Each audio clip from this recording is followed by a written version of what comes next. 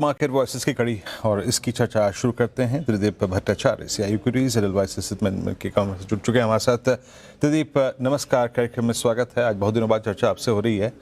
इस बीच हमने क्या देख लिया है ना, वॉर भी देख ली, उसके बाद अब हम शायद आज प्राइस वाइज इलेक्शन और उसके पॉसिबल आउटकम पर बाजार इक्वेशन बिठा के कुछ रिएक्शन दे रहा है, बट मोर और लेस इस वक्त जो सबसे बड़ी चिंता है, ये अर्निंग सीजन तो हमने देख लिया, बट अगर क्रूड यहीं टिक गया 110 115 तो बाजार अब क्या रिस्क महसूस कर रहा है? क्या अगला आने वाला क्वार्टर क्रूड की इस मार को झेलेगा और ऐसे में बाजार करेगा? आपका सेंस क्या कह रहा है, क्या कर सकता है बाजार अभी?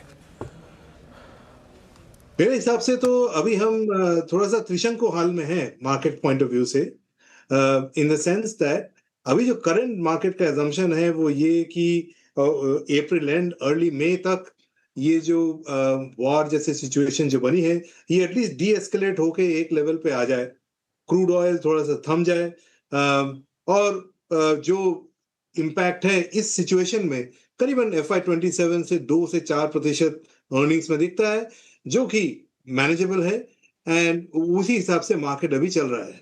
साथ में अगर मान लीजिए बंगाल का इलेक्शन का एक favourable outcome market point of view से आता है तो एक अलग रुझान बन सकता है। लेकिन जो वरीसम फैक्टर है मेरे हिसाब से उसके आगे जो एक लेवल मार्केट के बाद जाके मेरे को लगता है कि मार्केट थम जाएगा, वो ये कि अगर ये ऑयल 110 114 के ऊपर रहा, अगर हम जून तक जाते रहे, देन केवल इंडिया के लिए नहीं, इंडिया में भी लेकिन ग्लोबली उसके जो इकोनॉमिक रिपरकशंस हैं in the form of stagflation कह लीजिए या रिसेशनरी कंडीशंस कह लीजिए, वो आने के आसार बन सकते हैं। सो मेरे ख्याल से अगले 1-2 महीने मार्केट के लिए काफी क्रिटिकल होंगे कि ऑयल प्राइस जो है वो किस हिसाब से रिएक्ट करता है। ये मेरा आकलन है आज के डेट में। अभी की जो पोजीशनिंग है वो मार्केट में पॉजिटिव है और ये मान के चला जा रहा है कि वॉर यहाँ से डी एस्केलेट होगा। ओके, वॉर डी एस्केलेट होगा, लेकिन क्रूड और कमज़ोर रुपए ये सिर दर्द बना हुआ है। त्रिदीप जी, गुड आफ्टरनून। अच्छा, ब्रॉडर मार्केट्स यानी कि मिड कैप और स्मॉल कैप ने पिछले महीने काफ़ी अच्छा परफॉर्म किया है, 14-18% के रिटर्न्स मिले हैं मिड कैप और स्मॉल कैप से।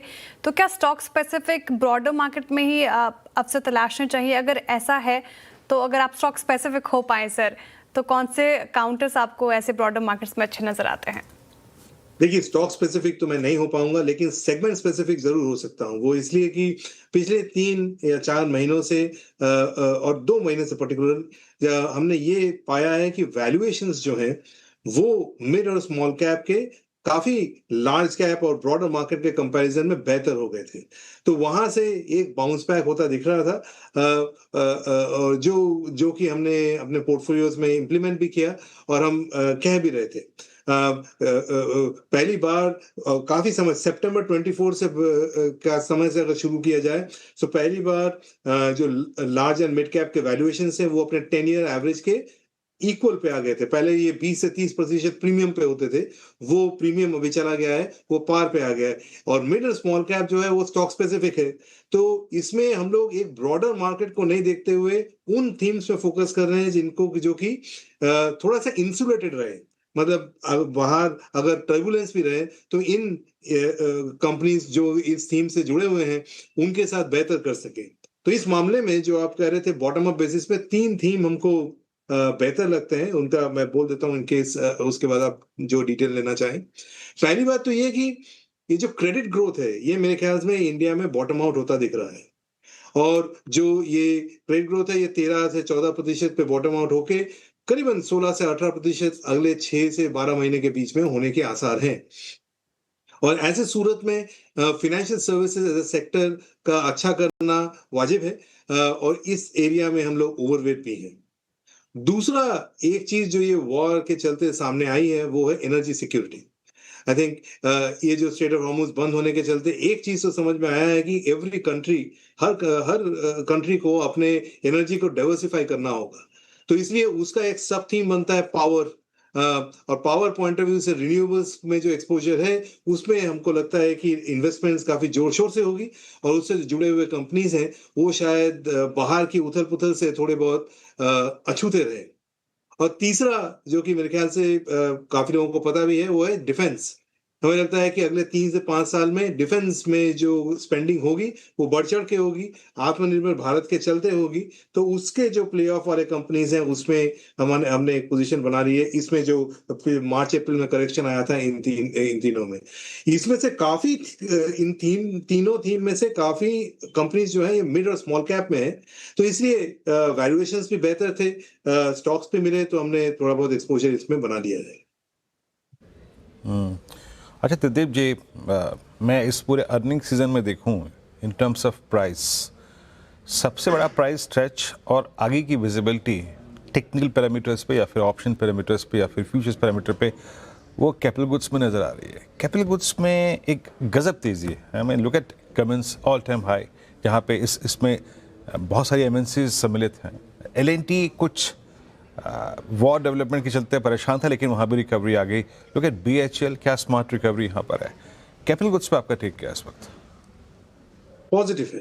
सो हमारा मानना यह है कि कैपिटल गुड्स एक ब्रॉड बेस्ड बेसिस को ना देखते हुए उसके सब सेगमेंट को देखना चाहिए। जो मैंने पावर एनर्जी सिक्योरिटी की बात करी, उसमें काफी सारे कंपनीज कैपिटल गुड्स में फिट होते हैं जो कि नट्स एंड बोल्ट प्रोवाइड करते हैं पावर इक्विपमेंट में या पावर सप्लाई चेन में।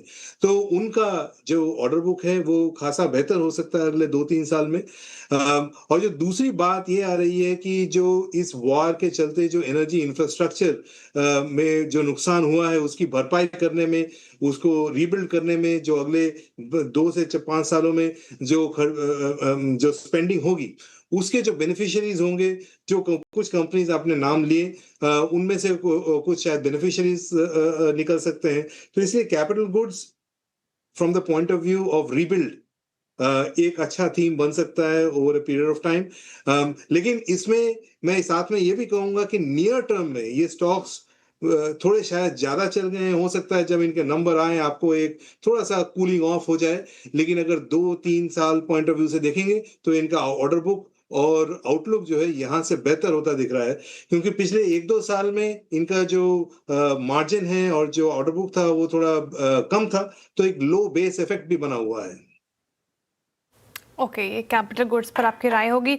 तो 3 थीम्स स्पेस बताएं त्रिदीप जी आपने। एक तो फाइनेंशियल हो गया, साथ ही पूरा कैपिटल गुड्स स्पेस और एनर्जी स्पेस।